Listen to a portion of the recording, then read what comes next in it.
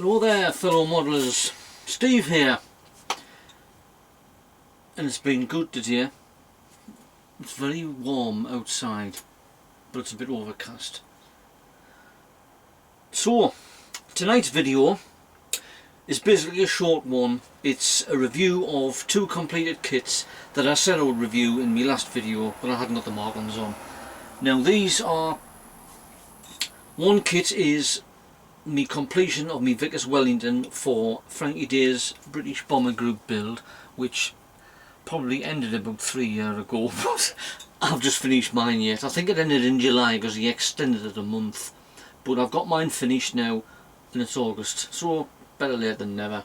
And the other one is just a side project that I've had going on. It's a Bristol Bullfighter. It's an old frog model, but I've made it into a different colour scheme. So we'll start off first with the Vickers Wellington. Now this went okay for an old Airfix kit, because I think the tooling is probably of the 1960s. It's probably nearly as old as me. Light on, right. And there it is. It's uncompleted on me Lazy Susan, as Frankie calls his. He's got a checkered pattern on. I think I might paint a camouflage pattern on, just to jazz it up a bit. Now as you can see, it's in the standard British Bomber night camouflage, and I did this with my airbrush because I'm getting really used to that now. The only problem with this is, as you can see there in the fuselage, it's got a lot of silvering, and I did put the, where is it, the Humble Decal Clear finish on, but it's still come out. Now I've got a couple of tips. I got a tip off a lad on my Facebook page about putting some clear on, and the clear will go behind the markings and peel it off, but be careful because the decal might lift. And another was a lad at my model club. He gave us a tip on how to do his.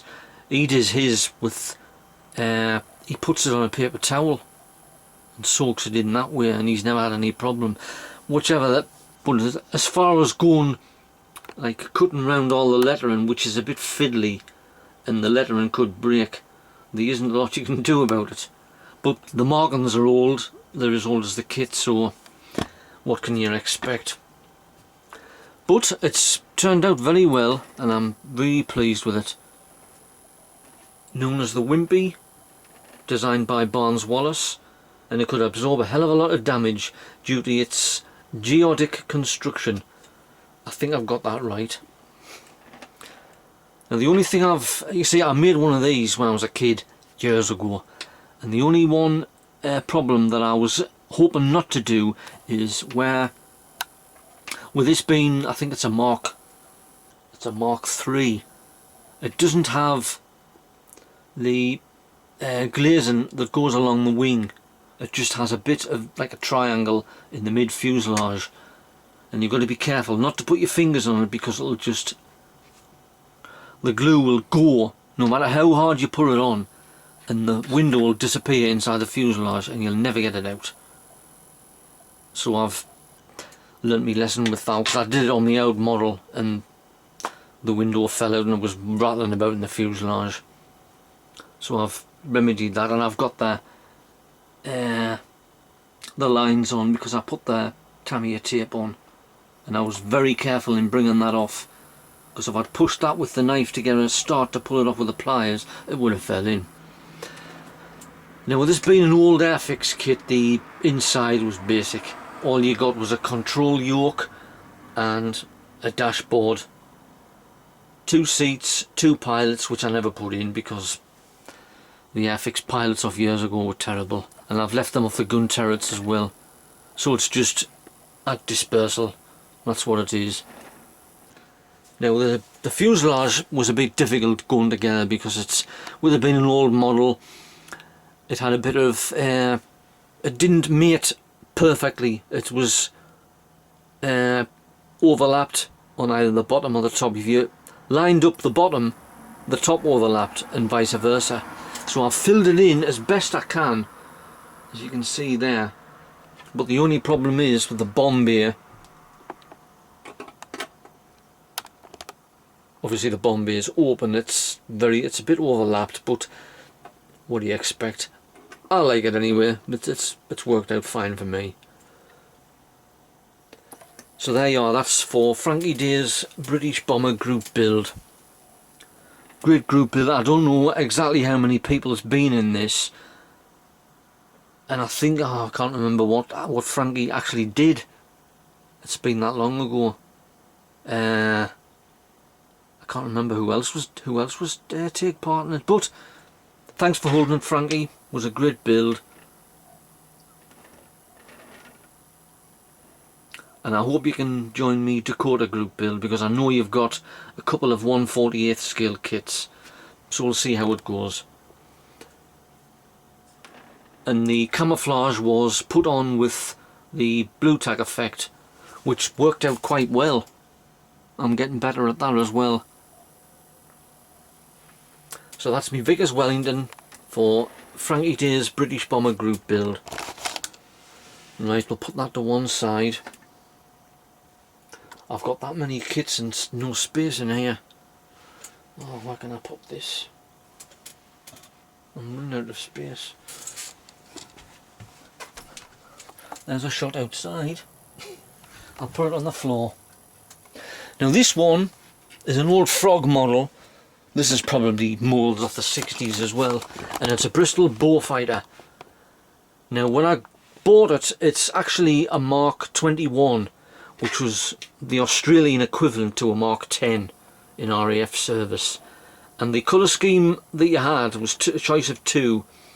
You had one of the Royal Air Force in, I think it was the Philippines, somewhere around there, and another one of the Royal Australian Air Force in New Guinea.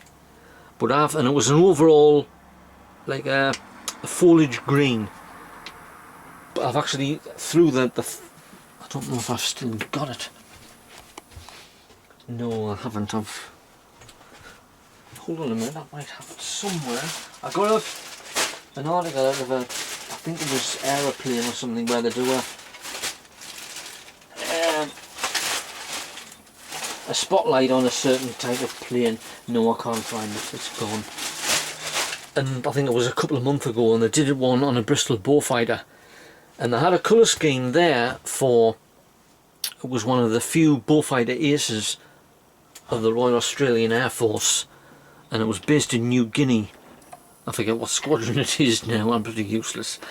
But the colour scheme was a green with a brown. Now I might get the colour scheme, the brown I think's a bit light, but I've used the markings for the Royal Australian Air Force there. And it's loaded with a torpedo and 8 underwing rockets.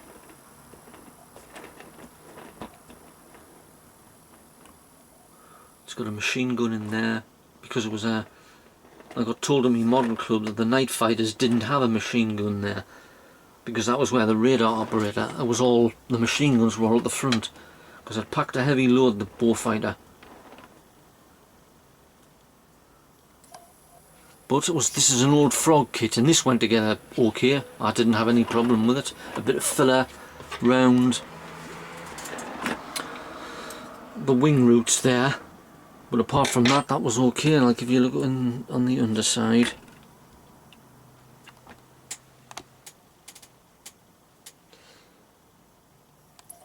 the underside went together okay, and it's raised panel lines, but who cares? And the markings went on okay with this as well. They moulded to the wing, so you could see it as all the proper markings painted on. Now these didn't come with any crew members, so I've just left them out. This is a dispersal as well.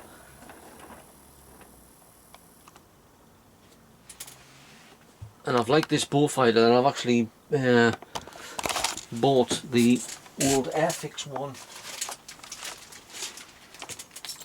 which is that one there. I might turn that into a Bullfighter that operated in North Africa, because I've got a colour scheme on my laptop. Desert Air Force. So that's me Bristol Bullfighter, which was a side project. Now the camouflage effect was the same on there. It was the blue tack method, but as you can see, it's overspilled a bit there. But it's learning. And that was done with the airbrush, and they both had a coat of the enamel varnish from Humble, and that's like making it down. Well, I've got some of this. People going on about this Pledge clear floor polish stuff. Now I got some of that.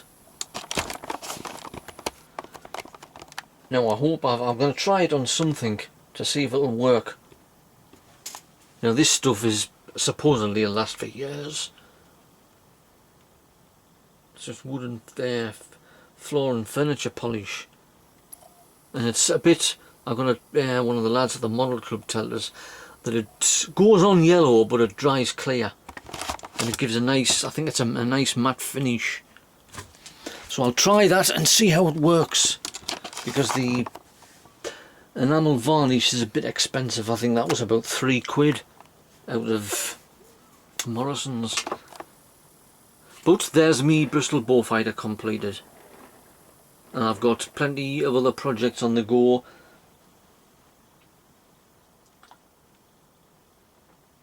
Well, I've got the Battle of Waterloo commemoration group build run by Russell Goslin. I've got the body joined together now, so that'll be to get primed and then painted green sharp. And this is the ME110 for the Battle of Britain group build, which I've got going at the moment. It's run by Ian and Charlie. So that's coming along. So that's it for now.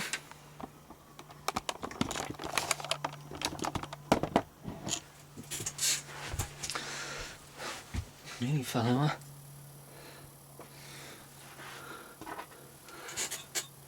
Right, so happy modelling all you guys out there in YouTube and Facebook land, and I'll see you on the next video. Bye now.